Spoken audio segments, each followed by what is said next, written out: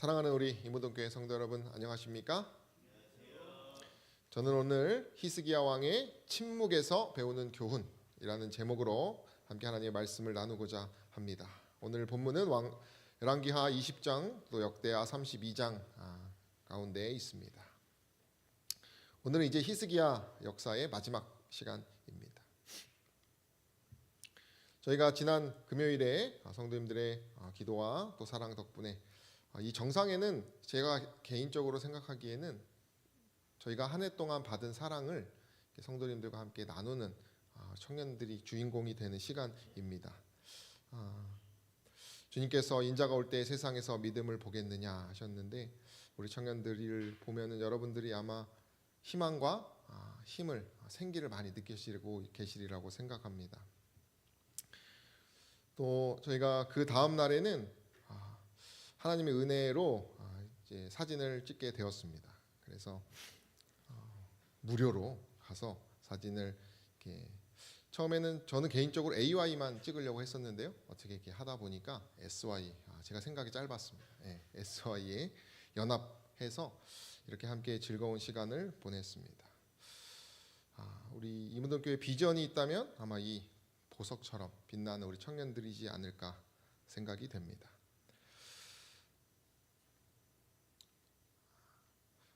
오늘 저희가 함께 나눌 이제 왕은 이제 마지막 히스기야의 말년 이야기를 좀 하고자 합니다.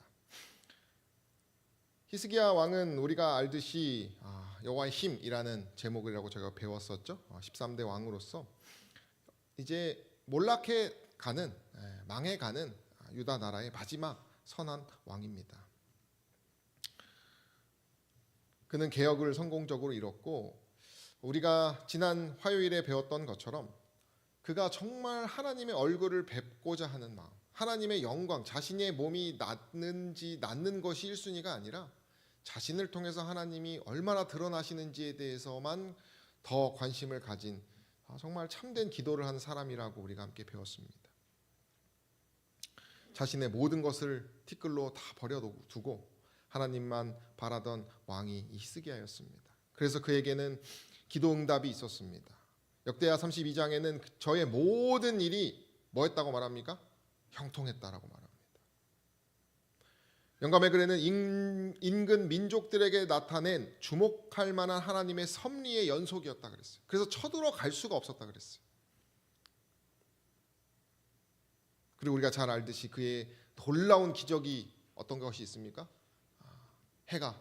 해의 그림자가 넘어가는 10도나 물러가는 그러한 기적이 일어납니다. 히스기야는 그런 하나님이 그 살아계심을 그 어떤 사람보다 정말 우주적 기적 아닙니까, 그죠? 그리고 심지어 병고침까지 얻었던 사람이었기 때문에 이사야 38장 20절에 보면 그가 하나님을 찬양하는 기도를 기록하고 있습니다. 그러면서 이 열왕기하 20장에 보면 12절에 이 의도적으로 저자가 이제 전환하는 문장, 그때라는 이제 문장을 쓰게 됩니다. 기적의 절정 바로 뒤에, 은혜의 절정 바로 뒤에 한 사건이 일어남을 우리에게 주목하고 있습니다. 주목해주고 있어요. 그때에 바벨론 왕 브로닥 발라단이 히스기야를 찾아왔다라는 역사적 기록이 성경에 기록되어 있습니다. 영감의 글에 보면 당시에 바벨론은 그 당시에 그 메소포타미아 지역의 패권은 아직 바벨론이 갖고 있지는 않았습니다. 아수르가 가지고 있었어요. 그러나 신흥 세력으로서 이 바벨론은 이 아수르를 견제하고 있었던 그런 나라 중에 하나였습니다. 근데 영감의 글에 보면 그들의 관심사 중에 하나가 무엇이었냐면 천문학 연구였다고 얘기합니다. 천문학 연구. 그런 관심을 가지고 있었던 나라였는데 소문을 들어보니까 뭐라고 말해요? 유다 왕이 히스기야 왕의 하나님이 해의 그림자를 뒤로 10도나 물리게 하셨다라는 소문을 들어서 그 놀라운 기적에 대해서 매우 관심을 갖게 됩니다. 뿐만 아니라 이 무로닥 발라단이라고도 하는데요. 이 바벨론 왕이 어쨌든 이 아수르를 견제해야 됐기 때문에 유다는 지금 반아수르지 않습니까? 그래서 친교 또 정치적으로 외교를 하기 위해서 정치적으로 사람을 보내게 됩니다. 사절단과 예물을 보내면서 우호 관계를 맺고자 합니다.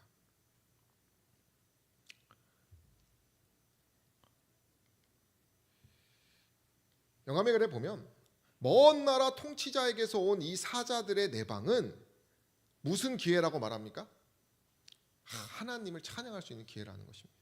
그들이 분명히 하나님의 소식을 들었고 먼 거리를 오고 있어요. 우리가 축구를 홈 앤 어웨이로 이렇게 두 번 경기를 할 때가 있습니다. 그죠? 그러면 어느 때가 유리할까요? 우리 아군의 입장에서는. 그죠? 홈에서 하는 것이 유리합니다. 그죠? 모든 것이 다 나에게 익숙하고 다 나의 앞마당이기 때문에 더 힘있게 할 수가 있어요. 우리가 만약에 이 유다 백성들이 먼 나라 이 바벨론까지 가서 하나님을 전했다면은 굉장히 어려웠을 수도 있지만 지금 바벨론 왕이 하나님의 소식을 듣고 오고 있어요. 그러면 뭐 하기 쉽습니까? 하나님을 전하기가 매우 쉬운 것입니다.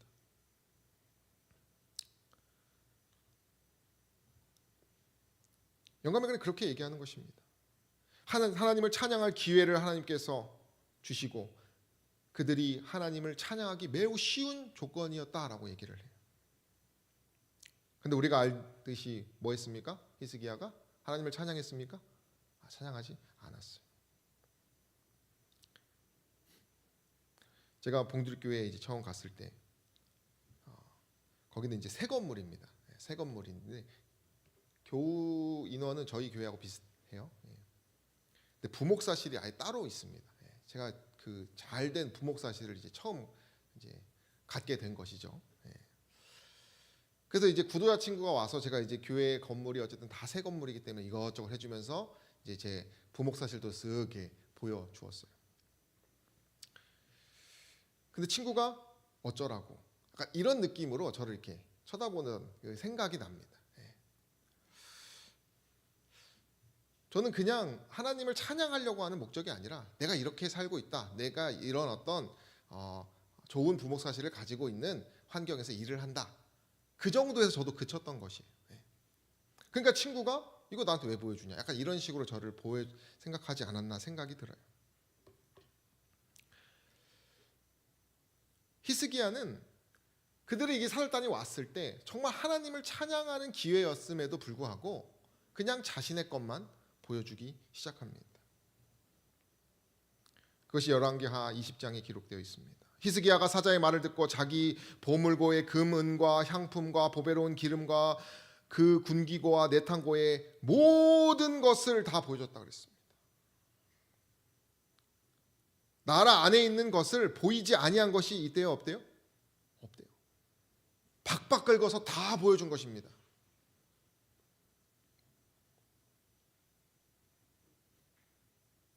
이 사절단들은 하나님을 모르는 사람들입니다.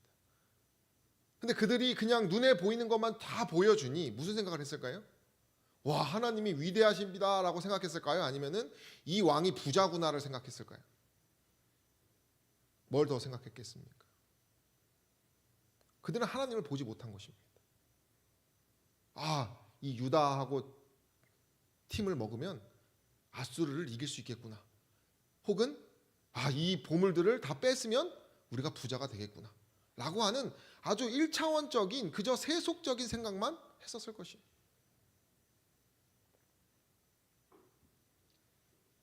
제 친구들이 종종 사업하는 친구들이 뭐 저하고 연결해가지고 뭐 찬양대복을 좀 샀으면 좋겠다 막 이렇게 말할 때가 있어요. 연락 올 때가 있어요.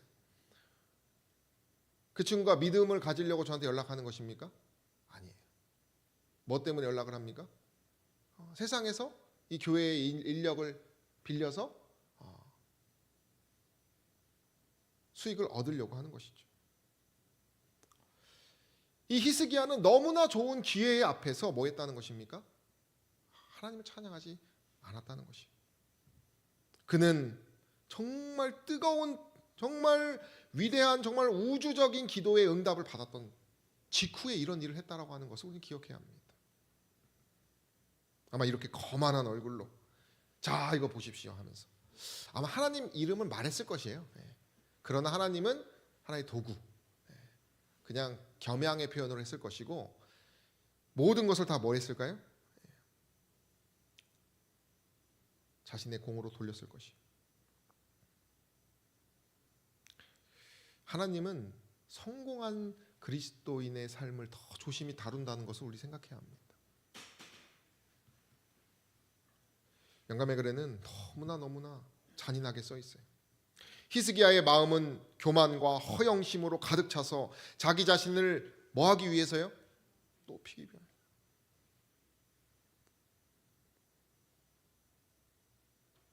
만약에 자기 식구들한테 말했으면은 그냥 넘어갔을 수도 있지만 지금 찾아온 사람들은 누구예요? 하나님을 모르는 사람들입니다. 여기 뭐라고 되어 있습니까? 탐욕의 눈을 가진 이들이라고 표현하고 있어요. 오히려 더 그 세상의 것은 감추고 뭐를 드러내야 되는 상황입니까? 보이지 않는 하나님을 찬양해야 되는 상황에서 그건 너무나 잘못된 선택을 했다라고 하는 것이죠. 왕이 이렇게 한 것은 하나님을 영화롭게 하고자 함이 아니요 외국 방백들의 목전에서 누구를 높이고자 한 것이에요? 자신을 높이고자 한 것이에요. 경솔한 일이었다라고 말합니다.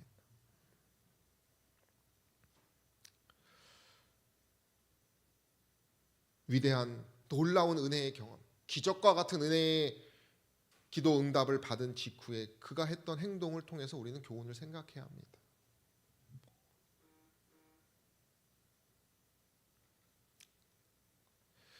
역대하에는요, 이 과정에 대해서 이렇게 설명합니다. 그 심중에 있는 것을 다 알고자 하사 뭐 하셨다고 말합니까? 시험했다라고. 누가 시험하신 것이에요? 누가 시험을 허락하신 것입니까? 하나님이. 그들이 천문학에 관심을 갖게 하시고 그 모든 것을 하나님께서 제가 볼 땐 다 그림을 그리셨어요. 이 그림처럼 사단의 어떤 그 시험을 허락하시지 않았나 싶기도 하고, 어쨌든 그 정치인들, 이방인들이 그곳에 오게 하여서 그의 마음을 더 우쭐하게 만들어 그의 속에 있는 것이 무엇인지를 하나님께서 드러내셨다라고 하는 것입니다. 그래서 우리가 배울 첫 번째 교훈은 은혜의 절정 후에 하나님께서 시험을 허락하신다라고 하는 것입니다. 누군가 우리가 졸부라고 하죠. 졸부가 어떤 것입니까? 벼락부자. 그들의 특징이 뭐냐면 눈에 보이는 명품을 산다고 합니다. 진짜 부자들은 눈에 보이는 로고가 작으면 작은 걸 더 좋아한다고 해요. 근데 졸부가 되면 될수록 뭘 더 좋아해요? 크게 보이는 명품 이름 있는 걸 좋아한다고 합니다. 그래서 티가 난다고 하죠. 사람은 때때로 갑작스러운 환경과 축복을 받으면 변할 수 있습니다. 가장 힘들 때도 사람의 본성이 나온다고 하지만 가장 잘 될 때도 우리의 마음이 드러난다라고 하는 것입니다. 우리가 가장 잘 되고 있을 때, 내 인생이 정말 행복을 남들 앞에서 표현할 수 있을 때 내가 누구를 더 생각하고 기억하고 있는지를 우리 돌아봐야 합니다. 기적 다음에 오는 시험이 무엇이냐면 하나님 없이도 괜찮다고 하는 것이. 여러분, 우리 이 왕정시대의 왕들이 왜 다 망가졌습니까? 그들이 하나님 안 찾아도 권세가 그대로 있었어요. 눈에 보이는 것들이 그대로 있었단 말이에요. 그래서 부자가 천국 가는 것이 힘들다고 하시는 것이에요. 기도하지 않아도 내 곳간에 힘이 있다라고 하는 것이에요. 이 그림을 보면 제가 이렇게 대단합니다 이렇게 말해요. 우리가 교회에서 흔히 부흥, 성공 이런 얘기를 해서 사람들 앞에서 말을 하게 됩니다. 그러나 때때로 하나님의 영광이 마치 도구가 될 때가 있어요. 하나님의 이름. 어떤 사역이 크게 성장하여서 사람들이 몰리고 열매가 나타나고 어떤 부흥이 일으켜내면 사람들은 그것을 위해서 그것을 이제 칭찬하면서 사람들 앞에 서게 합니다. 그러면서 사람들이 질문을 해요. 어떻게 그렇게 하게 됐냐? 뭘 했냐? 전략이 뭐냐? 비결이 뭐냐? 거기에 하나님의 이름도 있지만 자세히 우리가 생각해 보면 하나님의 어떤 찬양과 구원의 기쁨을 말하기보다는 방법, 어떤 사람, 그리고 어떤 기술, 구조, 시스템 이런 것을 더 우리가 생각하게 될 때가 있어요. 그래도 그 사람이 중요하게 생각하는 것만 생각하면서 그대로 따라해요. 그래서 하나님이 주권을 가지신 분이 아니라 그저 하나의 일이 되시는 것이, 그냥 하나의 조력자일 뿐이에요.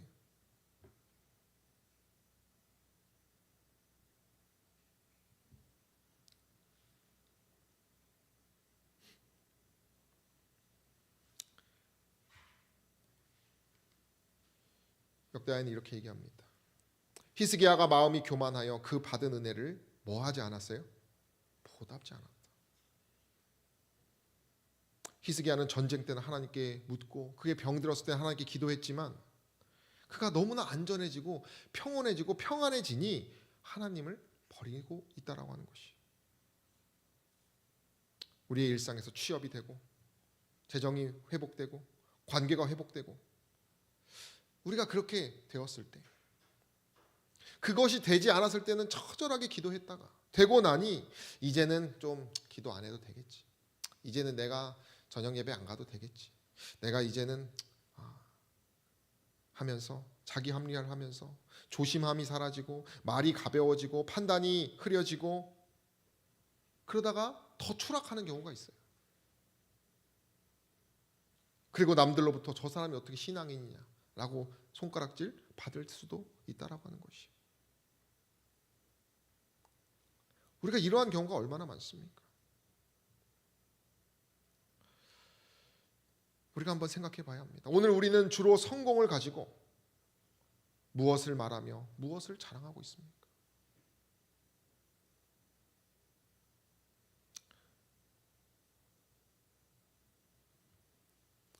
우리가 어떻게 이것을 이겨낼 수 있을까요?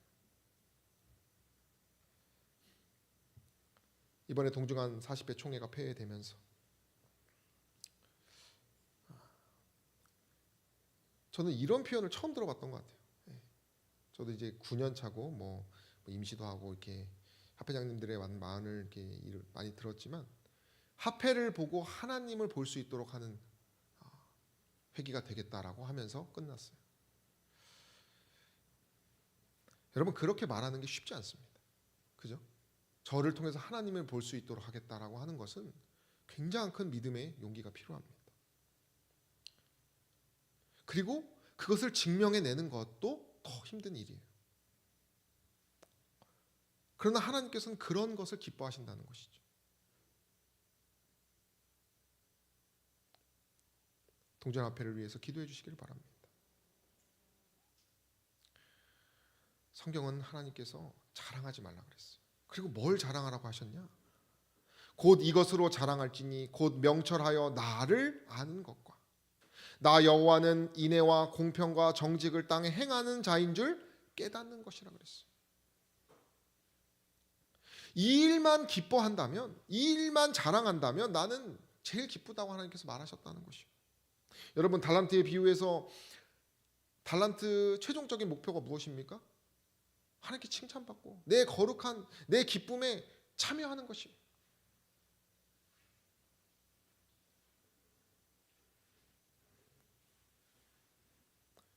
우리가 때때로 하나님을 마치 일처럼 대할 때가 있어요. 그리고는 속은 나의 영달을 꿰고, 그래서 하나님을 모욕할 때가 있어요. 은혜를 마치 도구로 소유물처럼 내 것인 마냥 다룰 때가 있어요. 그런 자랑을 우리가 버리고 오직 이것으로 자랑할지니 이 말씀을 우리가 순종하여서 하나님만 자랑하는 저 여러분 되시길 간절히 소망합니다.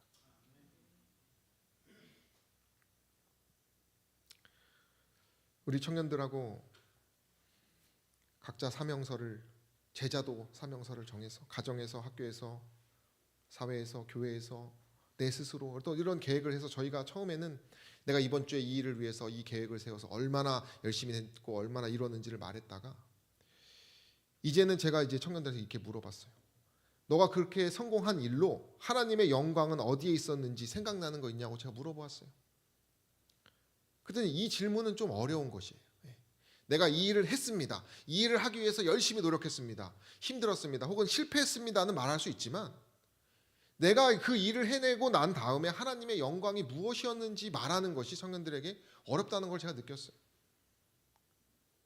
어쨌든 하나님이 해주셨어요 라고 점점점 하면서 하지만 본인도 이게 맞나 하면서 저한테 말해 주더라고요.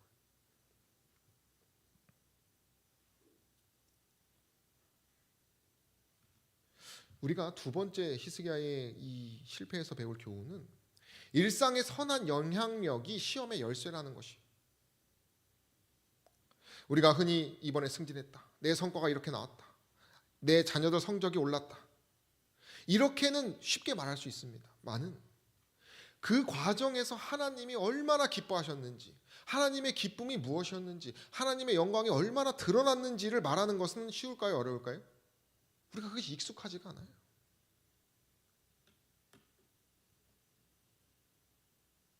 우리의 삶에는 정말 진짜로 공개해야 될 것이 있고 숨겨야 될 것이 있는데, 숨겨야 될 때는 공개하고 공개해야 될 때는 뭐예요? 숨길 때가 너무나 많아요. 하나님의 은혜는 숨겨버립니다. 그리고 보여줄 것, 어떤 보이는 것, 교만을 줄 수 있는 것, 시험을 줄 수 있는 것들은 너무나 쉽게 혹은 은근히 슬쩍 흘리면서 공개합니다. 하나님 나를 어떻게 사셨는지를 더 자연스럽게 말할 수 있어야 되는데, 여러분 영감의 글에 보면 이 히스기야의 모습을 통해서 이런 말을 합니다. 사자들이 내방하였을 때 자기 임무에 충실함을 보여주지 못한 히스기야의 이야기는 모든 사람들을 위한 중대한 교훈으로 가득 차 있다. 우리는 우리가 하고 있는 것보다 훨씬 더 많이 우리가 경험한 하나님의 은혜와 자애와 비할 데 없이 깊은 구주의 사랑에 대한 귀중한 이야기들을 말할 필요가 있다고 그랬어요. 여러분 우리가 일상에서 어떤 얘기를 더 많이 하십니까? 그저 눈에 보이는 마치 히스기야의 보물처럼 그런 것들을 말하긴 쉬울 수 있어요. 그런 거 익숙할 수도 있어요. 그러나 우리가 정말 해야 될 의무는 뭐라고 말합니까? 구주의 사랑에 대한 것, 그분의 은혜에 대한 것이 그냥 나와야 돼요. 그런 느끼한 단어들이 나와야 된다는 것이, 자연스럽게 나와야 되는 것이. 우리 자녀가 잘 됐어요. 뭐 대학 잘 들어갔어요. 우리 자녀가 뭐 신앙을 잘 했어요. 신앙 습관이 좋아요. 이런 말 너무나 잘합니다. 제가 전에 대총회장님 어떤 그런 줌이었나요? 뭐 어떤 그걸 제가 이렇게 설교문을 이렇게 뭐 말하시는 걸 들었는데 우리 자녀가 채식을 해요. 이런 말 하시더라고요. 그런 말을 우리가 할 수 있어요. 그러나 더 힘든 것, 더 우리가 해야 될 말은 무엇입니까? 이 자녀가 채식을 하기 위하여 하나님 받은 영광은 무엇인지, 그런 걸 우리가 더 많이 말할 의무가 있다라고 하는 것이죠. 주의 사랑에 어떻게 나를 다시 살리셨는지, 그런 것이 다 공유되지 않고 그저 행동과 자신의 의무만 마치 바리새인 마냥 그것만 우리가 더 많이 말하고 있는지는 아닌지 우리가 돌아봐야 합니다. 진정한 선한 영향력은 구주의 사랑에 대한 이야기예요. 여러분 히스기야가 기도의 승리자였어요. 그가 정말 기도의 사람이었어요.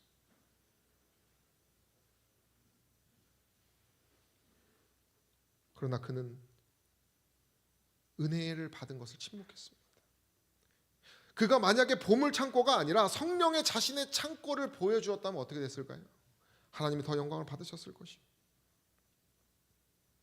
우리가 누가 아프면 기도를 합니다. 그 다음에 회복한 다음에 괜찮아졌다는 소식을 듣습니다. 그것으로 대부분 끝날 때가 너무 많아요. 그래서 사람들에게는 뭐가 남습니까? 잘 회복됐대, 응답됐대, 거기서 끝이에요. 물론 그것도 좋지만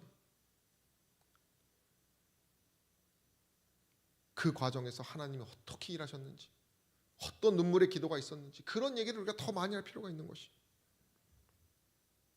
하나님이 하신 일을 우리가 더 찬양하는 것이.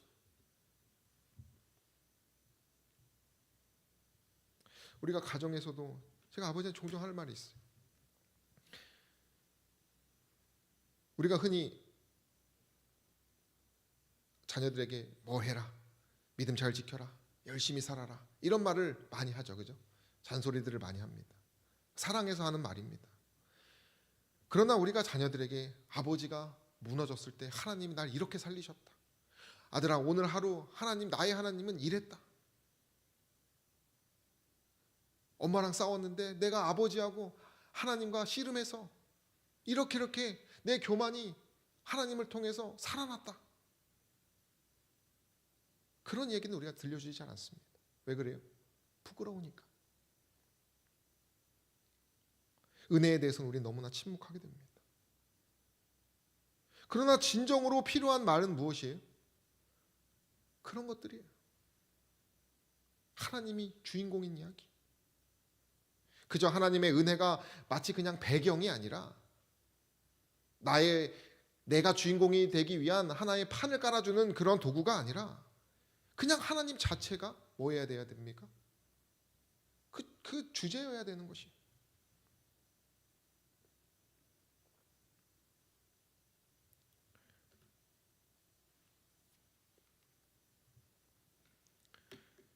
영감회가 이렇게 얘기합니다. 날마다 우리가 교제하는 사람들은 우리의 도움과 지도가 필요하다고 얘기합니다. 제가 어제 우리 서진이가 생일이었어요. 그죠? 그래서 여기 서진이 없는 생일 파티를, 원래 이제 서진이를 만나라 했는데 전화를 서진이가 계속 안 되고, 그래서 저희가 이제 만나고 이제 만나고 서진이 어떻게든 데리고 오려고 했는데 그게 안 돼서 어떻게 보니까 이제 임원 모임을 했고, 이제 한 명은 빠져가지고 이제 따로 이제 제가 그냥 챙겨주기만 했는데요. 그리고 이제 따로 이제 서진이하고 만났습니다. 그 서진이가 저한테 그런 얘기를 합니다. 저 요즘 말씀 읽고 있다. 저게 많이 감동이 됐어요. 여러분, 여기 분명히 이렇게 얘기합니다. 날마다 우리가 교제하는 사람들은, 우리는 많은 사람들을 만나고 삽니다. 우리의 도움과 지도가 필요하다. 때에 합당한 한마디의 말은 적절한 곳에 박힌 하나의 못처럼 그들의 마음에 박히게 될 것이다. 내리면 그 영혼들 중 어떤 이들은 우리가 결코 다시 만날 수 없는 곳에 있을지도 모른다. 이런 동행자들에게 우리는 어떤 감화를 끼쳐야 하겠는가? 라고 우리에게 물어봅니다. 여러분, 우리가 히스기야처럼 하나님을 찬양해야 될 기회들이 하나님이 무수히 많이 주십니다. 오늘은 또 제 친구들이, 믿지 않는 친구 2명이 정치 얘기하다가 둘이 싸웠어요. 막 욕을 막 카톡방에 올리면서. 그리스도인인 제가 거기서 해야 될 것이 무엇입니까? 한 친구한테 가가지고, 야, 너 걔가 지금 이렇게 힘들어서 예민한 거야. 그러면서 제가 이렇게 나름대로 얘기를 하는 것이죠. 그 다른 더 화난 친구는 제일 제가 어쨌든 하나님의 어떤 그 사랑의 마음으로 이렇게 만나기로 했어요. 여러분, 우리가 이런 일들은 수많은 사람들을 만날 때 우리가 해야 될 감화들이 다 있다라고 하는 것입니다.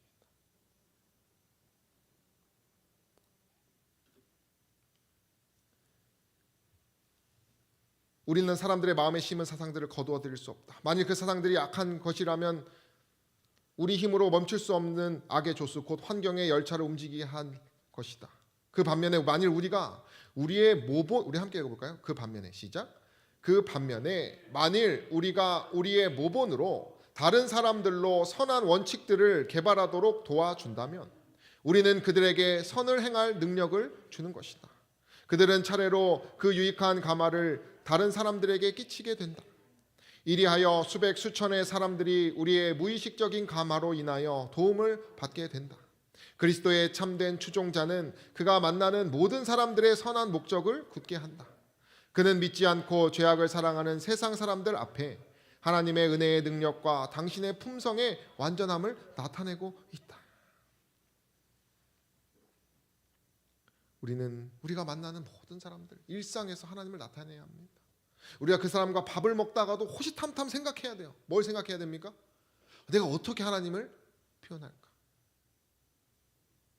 혹은 이 친구가 어떤 하나님이 보시기에 좋지 않은 모습을 보이고 살고 있다면 그 사람에게 어떻게 하나님의 마음으로 힘을 줄까 우리는 고민하면서 모든 일상을 이렇게 보내야 한다는 것이, 선을 행할 능력을 우리를 통해서 하나님께서 주어야 한다. 그것이 우리의 의무라고 말하는 것입니다. 히스기야가 해야 될 것은 이런 것들이었어요. 그를 찾아온 사람들에게 내 보물을 말해주는 것이 아니라, 내가 얼마나 복받은 사람인지를 말하는 것이 아니라 누구를 더 말했어야 되는 것이에요? 나의 하나님을 말했어야 된다는 것이에요. 우리가 근데 왜 말 안 합니까? 부담이 될까 봐 말 안 합니다. 그죠? 너무 또 그런 얘기 하면은, 저도 그럴 때가 있어요. 교회에서는 하나님 얘기를 하지. 근데 요즘 제가 생각을 바꿔서 막 못지않은 친구 합당에 하나님 얘기 막 제가 해버립니다. 그냥 하나님의 은혜다. 그럼 조용해져요. 분위기가 아주 차가워집니다. 물론 하나님의 이름을 우리가 망령되이 일컫는 것도 조심해야 됩니다. 그죠? 어떤 사람은 하나님 이름을 너무 말하면서 거짓말하고 사람을 속일 때도 있어요. 그죠? 세상 사람들이 그렇지 않습니까? 그래서 우리가 뭐 남들에게 좀 너무 부담이 주는 표현은 아니겠지만, 좀 부담을 낮춰서라도 우리는 뭘 해야 됩니까? 우리의 의무를 다해야 한다는 것이. 그러려면 우리는 먼저 우리 교우들끼리 만날 때 무슨 얘기를 해야 돼요? 하나님 얘기를 해야 돼요. 하나님이, 난 아직도 흔들리지만 하나님이 오늘 기도해서 이렇게 하라고 하셨어. 내가 다 해결되진 않았지만 내가 도망치지 않게 하나님이 뭐 하셨어. 내가 그냥 일상에서 하나님께 감사한 얘기를 자꾸 하는 것이에요.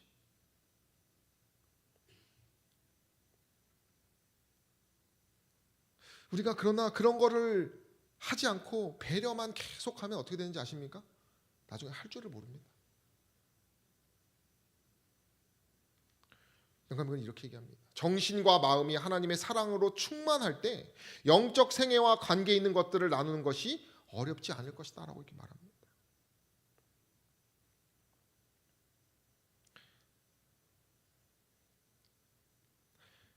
저도 뭔가 배려하기 위해서 하나님의 어떤 그런 친구가 듣기에 느끼한 얘기를 말고, 그냥 교회에서 일어난 아주 일상적인 뭐 싸움 이야기, 어떤 그저 회사에서 일어날 법한 그런 이야기, 그냥 일상적인 인간적인 약함에 대해서 말할 때가 있었어요. 저는 이제 그것을 고자질하려고 한 것이 아니라 그냥 이 친구에게 편한 이야기를 하면서 얘기를 하는 것이죠. 근데 나중에 이 친구를 몇 년 뒤에 만나서 얘하고 이 친구하고 얘기를 해보니까 제가 그때 말했던 부정적인 얘기를 기억해서 저한테 그 얘기를 하는 것이에요. 너 그때 그 교회에 안 좋은 사람 있다고 하지 않았냐? 그러면서. 저의 의도는 뭔가 배려하는 마음으로, 어차피 친구는 삼자이고 그냥 교회도 똑같구나, 아 환희도 고생하는구나, 이런 그저 공감대 형성으로 그냥 말하는 것이. 그리고 영적인 이야기를 너무 하면 진지해지고 그 분위기가 힘들어지고 무거워지기 때문에 제가 안 하고 있었던 것이에요. 그러나 다시 생각해 보니까 지나친 배려로 제가 할 줄도 모르는 사람이 될 수도 있다라고 하는 것이에요. 우리가 일상에서 그렇게 하나님을 찬양하지 않으면 정말 중요하게 해야 되는 순간 우리는 하지 못하게 될 것이에요. 한 형님이 박사학위 졸업됐다 그래가지고 군대에서 만난 인연이라 거길 갔습니다. 갔더니 뭐 KBS 기자, PD, 외국 교수, 현대 다니는 여러 엘리트들이 다 모여 있었어요. 비싼 술도 사가지고 그런 어떤 파티의 장이었습니다. 근데 이 형님이 저하고 정말 친하기 때문에 여기 목사님 오셨다고 한마디 하시고 기도 좀 해달라고 하셨어요. 약간 웃으면서 그런 분위기가 흘러갔습니다. 근데 제가 그때 기도가 안 나오는 거예요. 그래서 그냥 축복하고 제가 애가 넷입니다 하면서 빵 터지더라고요. 그래서 그냥 그렇게 부드럽게 하면서 끝났어요. 근데 제가 이제 그 몇 해가 지나고 지금 생각해 보니까 시간이 갈수록 그런 사람들 만나기가 어려웠을 텐데, 제가 그때 정말 하나님을 찬양하는 기도를 했다면, 저는 그저 그들을 배려한다는 생각으로 그 분위기에 맞지 않다고 바라진 않았지만 그저 감사의 기도, 그분들을 위한 축복의 기도를 제가 더 힘있게 했다면, 그런 아쉬움이 있어요. 시간을 지나고 보니까. 제가 왜 그때 못했을까요? 제가 지혜로웠기 때문에 못한 것입니까? 아닙니다. 제가 제 일상에 하나님의 충만, 하나님의 기쁨을 고백하는 것보다는 그것이 익숙하지 않은 결핍이 있었기 때문에 못한 것이에요. 분명 여기서 말합니다. 정신과 마음이 하나님의 사랑으로 뭐 할 때요? 충만하면 쉽다는 것이에요. 마음의 보고의 특징이 되는 위대한 사상, 고상한 포부, 진리에 대한 분명한 지각, 이기심 없는 목적, 경건과 신성에 대한 열망이 말로 표현된다라고 영감의 글은 말합니다. 히스기야는 뭘 실패한 것입니까? 성령으로 마음이 충만해지는 것을 실패한 것이에요. 그는 자신의 보물 창고 설명하는 것은 기가 막히게 했을지 몰라도 하나님의 은혜를 기가 막히게 표현하는 것은 뭐 했다는 것이에요? 몰랐던, 결핍된 사람이었다는 것이에요. 하나님보다 다른 것이 생각이 있었기 때문이에요. 여러분, 영감의 글은 분명히 얘기합니다. 악의 씨앗이 우리를 통해서 심겨진다고 말합니다. 그리고 히스기야가 뿌린 그 씨앗이 결국 어떻게 됐습니까? 멸망으로까지 왔어요.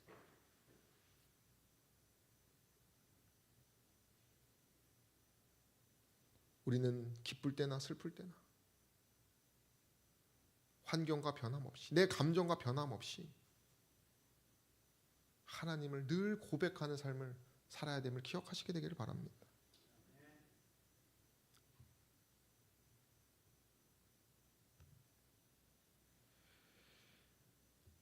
이 히스기야의 마지막을 보면 그래도 이 히스기야가 착합니다.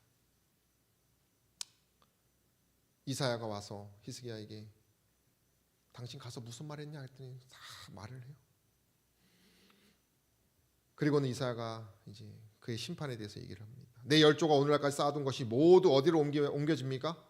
바벨론으로 옮겨지고 남을 것이 없으리라. 내게서 날 자손 중에서 몇이 사로잡혀 바벨론 왕궁의 환관이 되리라. 그러나 그는 이 심판 예고를 들었을 때 하나님의 말씀을 겸허히 받아들였어요. 그래서 그는 그의 인생에서 자신의 삶에서는 그것을 보지 않고 죽게 됩니다. 영감의 글에는 이렇게 얘기합니다. 그의 믿음은 격렬하게 연단을 받아야 하였다 이렇게 말합니다. 놀라운 기도의 응답을 받은 그에게 하나님께서 원하시는 것은 뭐라고 말하는 것이에요? 격렬한 연단이라는 것이에요. 이 격렬한 연단이 저와 여러분들의 것임을 기억하시게 되기를 바랍니다. 그 연단을 통과하는 비결은 여호와를 온전히 의지하는 것밖에 없어요. 누가 그런 말을 합니다. 다윗이 밧세바와 간음한 이야기 가운데 다윗이 밧세바를 간음한 어떤 그런 정욕이 중요한 것이 아니라, 그 죄가 중요한 것이 아니라 그 다윗이 하나님에 대해서 기뻐할 줄을 몰랐던 것이 원인이라고 말을 해요. 그가 정말 하나님의 말씀, 하나님의 기도, 하나님의 것이 정말 최고의 기쁨이었으면 그런 일을 안 했을 것이라는 것이에요. 우리의 기쁨, 구원에 대한 기쁨, 보혈의 그 가치에 대해서, 정말 그 하나님의 놀라운 사랑에 대해서 우리가 찬양하는 것, 감사하는 것이 최고의 기쁨이 되면 우리는 연단하는 그 시험 가운데 통과할 수도 있을 것이고 그 어떤 것도 두려워하지 않고 이겨낼 수 있다라고 하는 것을 기억하시기를 바랍니다. 히스기야가 이사야에게 이르되 당신의 이른바 여호와의 말씀이 좋습니다라고 그가 말했어요. 영감의 글은 이렇게 얘기합니다. 후회로 충만한 히스기야의 마음의 교만함을 뉘우치고 예루살렘 거민들도 그와 같이 하였으므로 여호와의 진노가 히스기야의 생전에는 저희에게 임하지 아니하였다. 그래서 우리가 마지막 배울 교훈은 날마다의 승리는 오직 하나님의 능력이라는 것이. 우리가 회개하면 정말 그날 주시는 하나님의 말씀에 그 능력에 완전히 사로잡혀서 스스로 후회하고 돌아가는 그런 매일매일의 승리의 여정을 사는 저 여러분 되시길 간절히 소망합니다.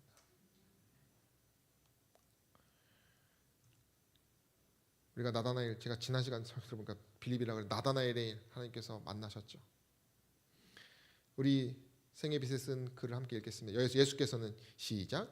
예수께서는 은밀한 곳에서 기도하고 있는 우리를 보고 계신다. 우리가 그분께 구하면 그분께서는 진리가 무엇인지 깨닫게 해 주실 것이다.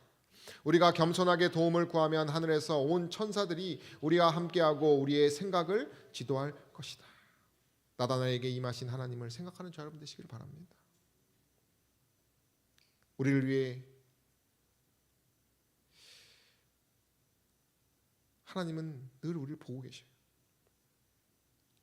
나다나엘은 왜 그가 무화과에서 혼자 기도했을까? 많은 고뇌가 있지 않았겠습니까? 그죠? 그러나 그 나다나엘이 하나님의 힘을 힘입어 아마 승리했을 것이. 그것을 하나님께서 주목하신 것이죠. 우리가 앞이 보이지 않지만 기뻐할 수 있습니다. 왜 그렇습니까? 말씀이 있기 때문입니다. 우리가 기도할 수 있는 힘이 있기 때문이에요.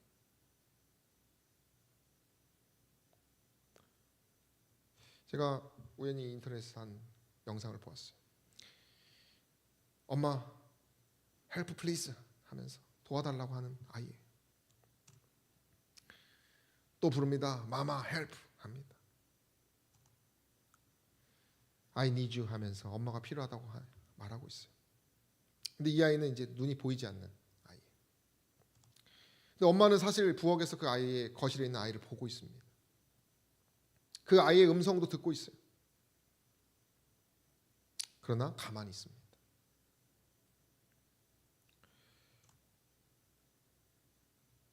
하나님이 그 어머니가 그냥 그 아들을 그냥 보고 있어요. 그 아들이 엄마를 불렀을 때 엄마가 응답이 없자 자신이 스스로 일어나기 시작합니다. 아마 전에는 엄마가 맨날 도와줬던 것 같아요. 그죠? 엄마 하면 이렇게 와서 도와주니까. 그 스스로 일어나서 이제 더듬거리면서 일어나기 시작합니다. 화롯대에 있는 불에 손을 가까이 대기도 하였어요. 그러나 이내 뜨겁다는 걸 알고 스스로 손을 뺍니다. 그런 모습을 그가 막 실수도 하고 실패도 하고 막 힘들어하는 모습을 어머니가 울면서 보고 있어요. 그러나 결국 아이가 잘게 엄마를 부르던 그런 것을 스스로 해결하게 돼요. 그러면서 엄마 거기 있죠 하면서 들린다라고 하면서 엄마하고 이제 교감을 합니다. 그래서 막 웃어요 아이가. 그때서야 이 엄마가 울면서 아이를 이렇게 안아줘요. 그래서 아이가 왜 울고 있냐고 하면서 물어봤을 때 행복해서 운다라고 이렇게 하는 영상입니다. 전 이것을 보면서 때때로 우리가 응답을 하나님께서 더디하실 것 같기도 하고 하나님이 정말 내 앞에서 확실한 걸 보여주시면 좋으련만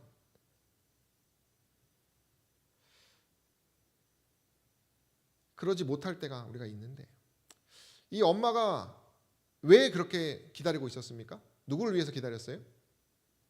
그 자녀가 보이지 않는 중에도 승리하기를 바라는 마음으로 엄마가 기다렸어요. 그리고 지난 시간에도 눈물을 흘리고 계신 예수님에 대해서 배웠습니다. 그대 자신을 위하여 흘릴 눈물이 없는 그대를 위하여 그리스도께서 비통의 눈물을 흘리고 계신다. 예수님께서는 이 지성소에서 기도하고 계셔요. 하나님을 향하여 기도하고 계시는 것입니다. 우리가 스스로 방황하며 기도하지만 의심하고 넘어질 때 하나님은 우리를 보고 눈물 흘리고 계십니다. 우리를 위해서 그러시고 계신 것이 얼마나 위대한 사랑입니까?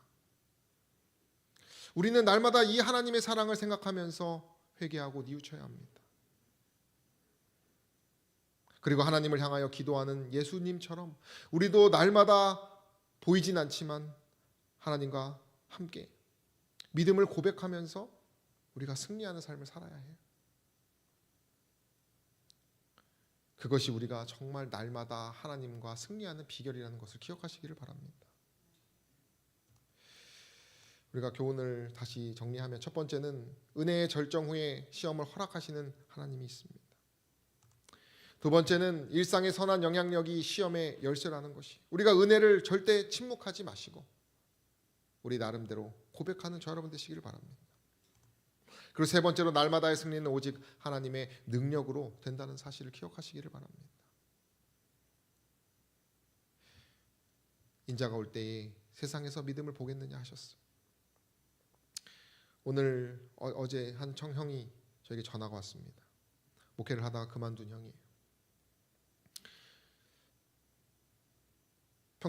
평신도가 되어서 목회자 때는 깨닫지 못한 것들을 저에게 쭉 말하면서 너는 이런 생각으로 설교를 했으면 좋겠다라고 하면서 저한테 말을 해주다가 한 이야기를 해요.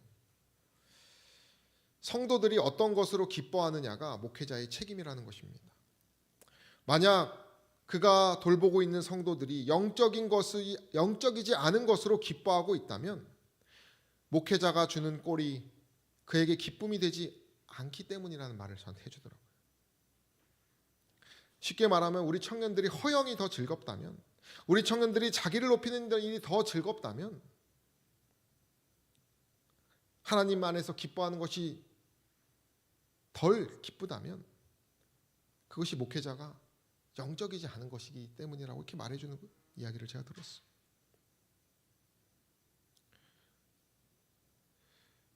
우리 청년들이 어떤 것을 더 기뻐할지 제가 돌아보게 되었습니다. 제가 이제 3년이 되었는데 서로 화목해야 된다는 말만 했습니다. 그리고 하나님 안에서 기뻐하는 것만 제가 말을 했어요. 어떤 것에 더 감사하고 있을지 제가 돌아보게 되었습니다. 여러분, 인자가 올 때에 하나님께서 세상에서 믿음을 보겠느냐고 하셨습니다.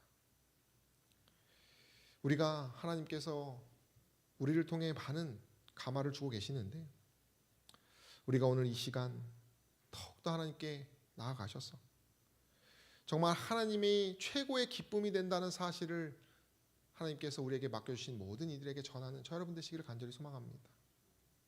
그것이 진정한 마라나타 하며 재림을 기다리는 사람들의 모습입니다. 사랑하는 성도 여러분, 우리가 부족하지만 그 방향을 향해서 우리가 함께 연합하여서 더욱더 하나님을 찬양하고 더욱더 하나님의 은혜를 고백하는 저 여러분 되시기를 간절히 바라며 말씀을 마치겠습니다. 우리 기도하는 시간을 갖겠습니다. 우리 교회 건축을 위해서